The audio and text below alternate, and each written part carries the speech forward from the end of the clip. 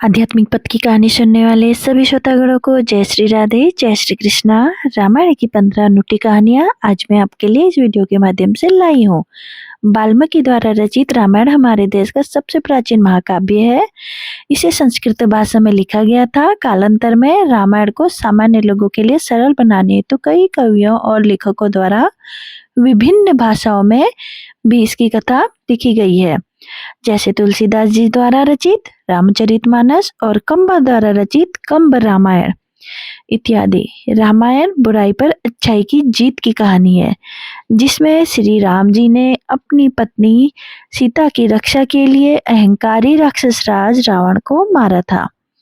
इस महाकाव्य में हिंदू संस्कृति से संबंधित बहुत से उपदेश निहित है और यह हमें कर्तव्य, प्रेम, निष्ठा, साहस और पराक्रम का सही मतलब समझाती है। इस श्रृंखला में चलिए चलते हैं हमारी पहली कहानी की ओर।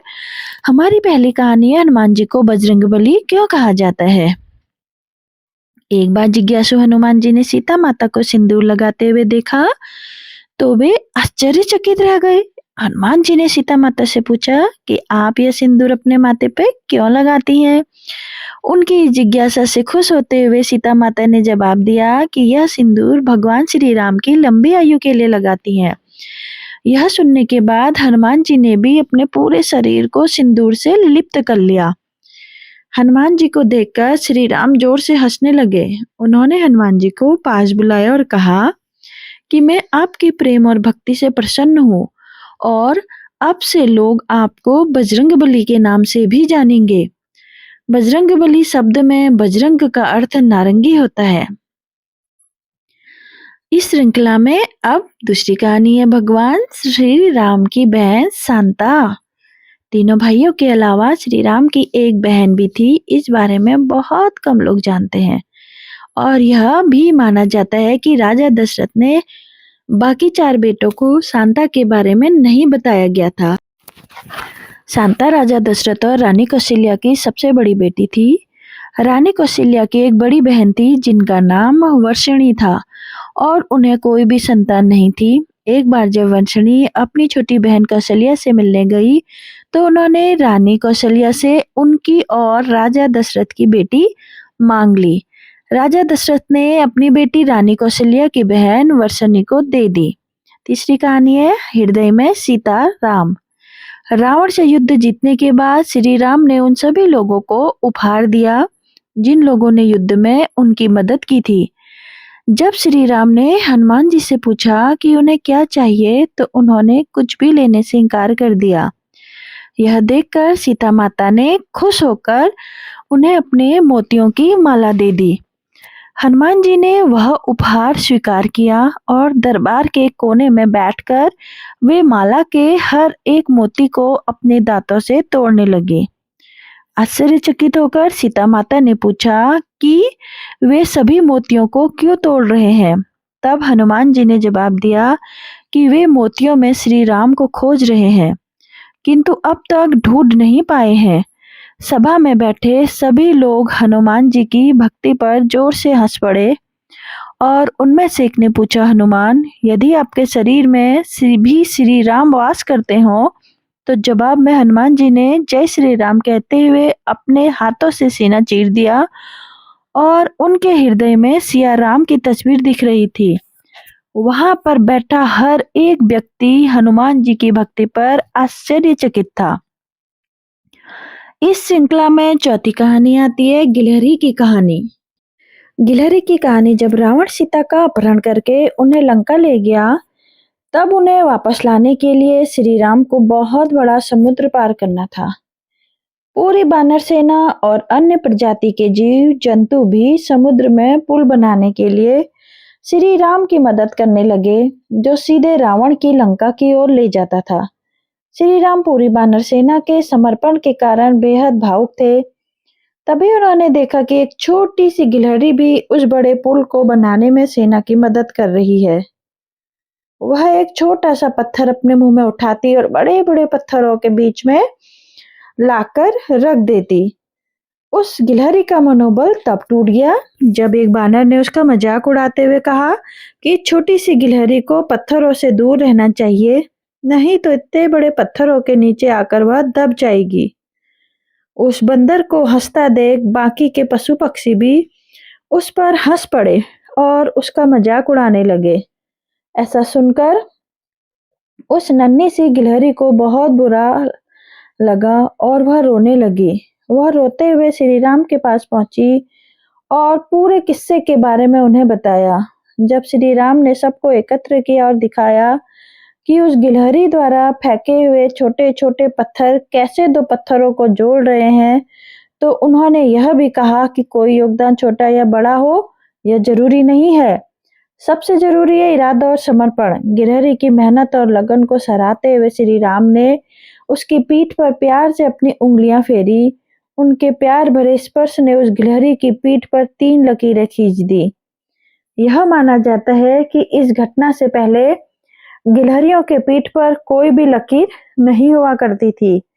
यह बच्चों के लिए एक बेहतरीन नैतिक कथा है और इन्हें हर बड़ी व छोटी मेहनत की महत्ता को समझाती है। एक छोटी सी गिलहरी की कहानी। 5वीं है रावण के 10 सिर। भगवान ब्रह्मा ने खुश करने के लिए रावण ने कई वर्षों तक बहुत कठिन तप किया। एक दिन ब्रह्मदेव को मनाने के लिए रावण ने अपना सिर काट दिया। जब उसने अपना सिर काटा यज्ञ में डाला तो उसका सिर अपने आप उसके शरीर से जुड़ गया। रावण ने कई बार अपना सिर काटने का प्रयास किया किंतु हर बार वह उसके शरीर से जुड़ जाता। वह अपना सिर तब तक काटता रहा जब तक ब्रह्मदेव उसके सामने नहीं आ गए। रावण के इस समर्पण से खुश होकर ब्रह्मदेव ने उसे 10 सिर का वरदान दे दिया और तब से रावण सर्वशक्तिमान और सर्वश्रेष्ठ राजा बन गया। कहा जाता है कि प्रकांड पंडित और महान ज्ञानी रावण के 10 सिर में से 6 सिर शास्त्रों और 4 सिर वेदों के प्रतीक हैं। अगली कहानी है माता सीता और मंदोदरी की कहानी। हर कोई जानता है कि सीता राजा जनक की पुत्री थी और उन्हें खेत में हल जोतते हुए मिली थी, किंतु अद्भुत रामायण के सर्ग 8 में लिखित पंक्तियों के अनुसार मंदोदरी सीता की माँ थी। इसके अनुसार रावण दंडकारण्य के ऋषियों को मारकर उनका रक्त एक घड़े में एकत्र करके रखा करता था। गृत्सम मद नाम के एक ऋषि देवी लक्ष्मी को अपनी पुत्री के रूप में प्राप्त करने के लिए तप के दौरान दर्भ घास में उत्पन्न दूध को एक पात्र में एकत्रित करते थे। रावण जब ऋषि गृत्सम को मारने गया तो उनके पात्र के दूध को अपने रक्त के पात्र में डाल दिया। इस दुष्कर्म को देखकर रावण की पत्नी बहुत क्रोधित हुई और उन्होंने रावण के पात्र में भरे रक्त को पीकर खुद को मार देने का निर्णय किया। रावण के उस पात्र से तलर पदार्थ को पीकर मंदोदरी की मृत्यु नहीं हुई बल्कि वे गर्भवती हो गई और उनके गर्भ में सीता थी। मां लक्ष्मी का अवतार सीता का जन्म होते ही मंदोदरी ने उस बालिका को कुरुक्षेत्र में छोड़ दिया और इस प्रकार से मिथिला के राजा जनक को सीता मिली थी। हनुमान जी का जन्म। रामायण से ली हुई हनुमान जी के जन्म की कथा बच्चों को सुनाने के लिए एक रोचक कहानी है। एक दिन जब राजा दशरथ पुत्र प्राप्ति के लिए यज्ञ कर रहे थे, इधर उसी समय अंजना मां पुत्र प्राप्ति के लिए भगवान शिव से प्रार्थना कर रही थी। अग्निदेव ने राजा दशरथ को प्रसाद के रूप में खीर दी, जो उन्होंने अपनी 3 रानियों में बांट दी। देवी हस्तक्षेप के कारण एक चील ने खीर के पात्र से थोड़ा सा प्रसाद छीनने का प्रयास किया और गिरा दिया। अब क्या था, वायुदेव उस प्रसाद को अंजना माँ के हाथों तक ले गए और खाने को कहा। इसके कुछ समय बाद अंजना माँ ने श्री हनुमान जी को जन्म दिया। श्री राम के भाइयों का अवतार। श्री राम भगवान विष्णु के अवतार थे और यह माना जाता है कि त्रेता युग में भगवान विष्णु का शेषनाग, शंख और सुदर्शन चक्र उनके अनुज लक्ष्मण, भरत और शत्रुघ्न के रूप में अवतरित हुए थे। शूर्पणखा की कहानी। शूर्पणखा रावण की बहन थी और ऐसा माना जाता है कि श्री राम और रावण के बीच युद्ध का मूल कारण भी शूर्पणखा ही थी। यह राम रावण युद्ध का कारण कैसे बनी, इसकी अनेक कहानियां हैं। ऋषि वाल्मीकि के अनुसार शूर्पणखा ने श्री राम के सामने विवाह का प्रस्ताव रखा था। श्री राम द्वारा मना करने के बाद शूर्पणखा ने लक्ष्मण के सामने भी विवाह का प्रस्ताव रखा, पर लक्ष्मण ने भी मना कर दिया और इस गुस्से में वह देवी सीता को नुकसान पहुंचाने का प्रयास करने लगी। तभी श्री राम के आदेश पर लक्ष्मण ने शूर्पणखा की नाक काट दी। अपमानित और निराश होकर शूर्पणखा अपने अहंकारी भाई रावण के पास जा पहुंची और रावण ने श्री राम व लक्ष्मण से प्रतिशोध लेने के लिए ही माता सीता का अपहरण कर लिया था। श्री राम की मृत्यु की कथा। जब श्री राम के जाने का समय आ गया तो उन्होंने हनुमान जी को भ्रमित कर दिया था।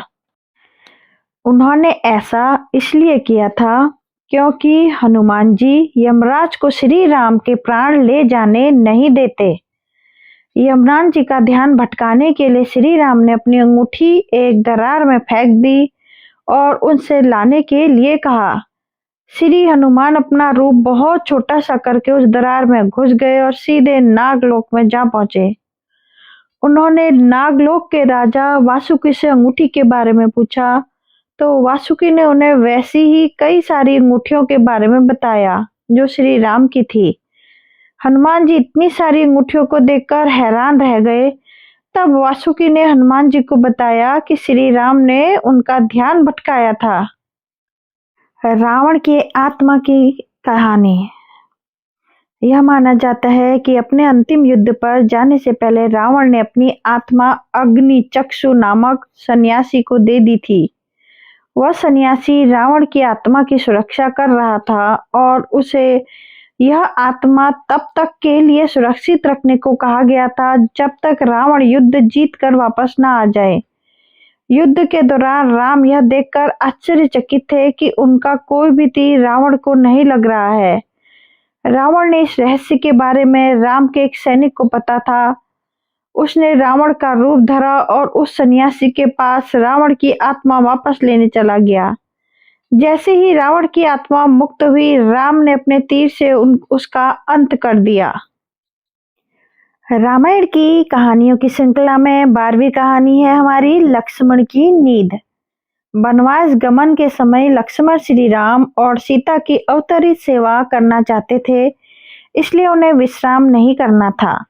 नींद को खत्म करने के लिए लक्ष्मण ने देवी निद्रा के प्रार्थना की और 14 वर्षों तक उनकी नींद वापस लेने के लिए कहा था। लक्ष्मण ने इस निवेदन को देवी निद्रा के स्वीकार कर लिया, किंतु साथ ही यह भी कहा कि उसके बदले में किसी और को 14 वर्ष तक सोना होगा। लक्ष्मण की पत्नी उर्मिला की स्वीकृति के साथ लक्ष्मण ने वन में रहते हुए सभी रातें जागकर श्री राम और सीता की सेवा की और उधर अयोध्या में उर्मिला श्री राम और लक्ष्मण की मदद के लिए 14 वर्षों तक सोती रही। श्री राम द्वारा हनुमान की मृत्यु का आदेश। एक बार नारद मुनि द्वारा उकसाए जाने पर हनुमान जी ने ऋषि विश्वामित्र का अपमान कर दिया था। यह तब हुआ था जब हनुमान जी ने श्री राम की सभा में सभी ऋषि मुनियों को प्रणाम किया, किंतु उन्होंने ऋषि विश्वामित्र को प्रणाम नहीं किया क्योंकि वह जन्म से ऋषि नहीं थे। तब ऋषि विश्वामित्र क्रोधित हो गए और उन्होंने श्री राम को हनुमान जी की मृत्यु का आदेश दे दिया। हनुमान जी को मृत्यु दंड मिल चुका था, किंतु कोई भी तीर व यहाँ तक कि ब्रह्मास्त्र भी उनका कुछ न बिगाड़ सका, क्योंकि उस समय वे श्री राम नाम का जाप कर रहे थे। कुंभकर्ण की नींद का रहस्य। एक बार भगवान ब्रह्मा ने रावण, विभीषण व कुंभकर्ण तीनों भाइयों से कोई भी वर मांगने को कहा। क्योंकि इंद्र कुंभकर्ण के इरादे को जानते थे, इसलिए उन्होंने माता सरस्वती से विनती की और कुंभकर्ण के मन की इच्छा को बदल देने के लिए कहा। इसी समय इसी कारण से कुंभकर्ण भगवान ब्रह्मा से हमेशा सोए रहने का वरदान मांगा। इस बात से रावण अनजान था, पर बाद में उसने ब्रह्मदेव से वरदान वापस लेने की विनती की, किंतु उन्होंने कहा कि कुंभकर्ण आधे साल के लिए सोता रहेगा और आधे साल के लिए जागेगा। श्री राम से युद्ध आरंभ होने के पहले कुंभकर्ण सोया हुआ था और उसे कई प्रयासों के बाद युद्ध के लिए जगाया गया था। दोस्तों, अगर आपको मेरी कहानी अच्छी लग रही है तो चैनल को लाइक शेयर सब्सक्राइब जरूर करें। एक लाइक तो बनता है। श्री राम की विजय। रावण ने श्री राम के युद्ध जीतने के लिए एक यज्ञ किया था। इस यज्ञ की शर्त यह थी कि यही रावण इस यज्ञ के बीच से उड़ गया तो यह यज्ञ विफल हो जाएगा। रावण को यज्ञ में तब तक बैठे रहना था जब तक यज्ञ सफलतापूर्वक नहीं हो जाता। तब श्री राम को इस यज्ञ के बारे में पता चला तो श्री राम ने रावण के यज्ञ में बाधा डालने के लिए सेना के साथ अंगद को भेजा।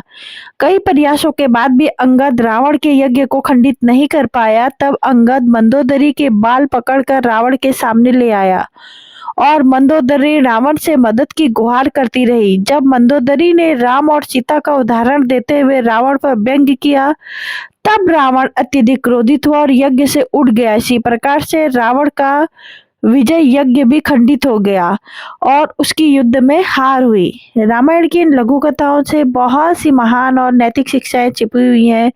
ये कहानी आपके बच्चों के लिए सिर्फ मनोरंजक ही नहीं बल्कि उसे रामायण की अन्य कहानियों को जानने के लिए भी प्रेरित कर सकती है। हिंदू धर्म में अनेक मनोरंजक कहानियां हैं। आपने अपने बच्चों को धर्म और संस्कृति के बारे में अधिक जानकारी देने के लिए श्री कृष्ण की कहानियां भी सुना सकती हैं। दोस्तों, अगर आप पसंद आए तो चैनल को लाइक शेयर सब्सक्राइब जरूर लिखना।